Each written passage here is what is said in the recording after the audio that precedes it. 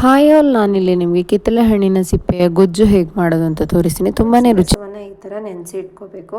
ಒಂದು ಸ್ವಲ್ಪ ನೀರಲ್ಲಿ ಹಾಕಿ ಹುಣಸೆ ರಸನ ನೆನೆಸಿಟ್ಕೋಬೇಕು.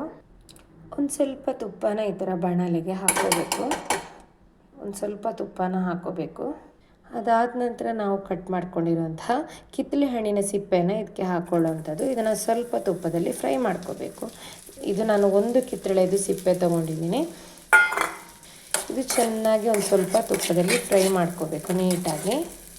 ಸ್ವಲ್ಪ ಕಹಿ ಇರುತ್ತೆ, ಆದರೆ ಉದರಕ್ಕೆ ಮತ್ತು ನಾಲ್ಗೆಗೆ ಸ್ವಲ್ಪ ಕಹಿ ಆದರೂ ಉದರಕ್ಕೆ ಮತ್ತು ಆರೋಗ್ಯಕ್ಕೆ ತುಂಬಾ ಒಳ್ಳೆಯದು.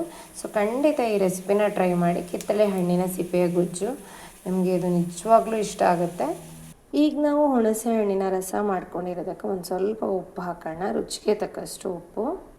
ಹುಳಿದ್ಮೇಲೆ ಸಿಹಿನೂ ಇರಬೇಕಲ್ವ, ಹಾಗೆ ಒಂದು ಸ್ವಲ್ಪ ಬೆಲ್ಲ ಕೂಡ ಹಾಕ್ಕೊಳ್ಳೋಣ.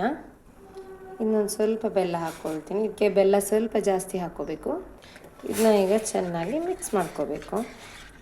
ಇದಕ್ಕೆ ನಾವು ತುಪ್ಪದಲ್ಲಿ ಫ್ರೈ ಮಾಡ್ಕೊಂಡಿರೋಂತಹ ಕಿತ್ತಳೆ ಹಣ್ಣಿನ ಸಿಪ್ಪೆನ ಕೂಡ ಹಾಕ್ಕೊಳ್ಳೋಣ. ಇದಾದಮೇಲೆ ಅದನ್ನು ಚೆನ್ನಾಗಿ ಕುದಿಸ್ಬೇಕು ಈ ಥರ. ಅದಾದಮೇಲೆ ಕೊನೆಗೊಂದು ಒಗ್ಗರಣೆ ಹಾಕ್ಕೊಂಡ್ರೆ ಆಯಿತು. ಎಣ್ಣೆ ಸಾಸಿವೆದು ಒಗ್ಗರಣೆ ಹಾಕ್ಕೊಂಡ್ರೆ ನಿಮಗೆ ಕಿತ್ತಳೆ ಹಣ್ಣಿನ ಸಿಪ್ಪೆಯ ಗೊಜ್ಜು ತಯಾರಾಗುತ್ತೆ. ಇದು ಚೆನ್ನಾಗಿ ಬೇಯಬೇಕು.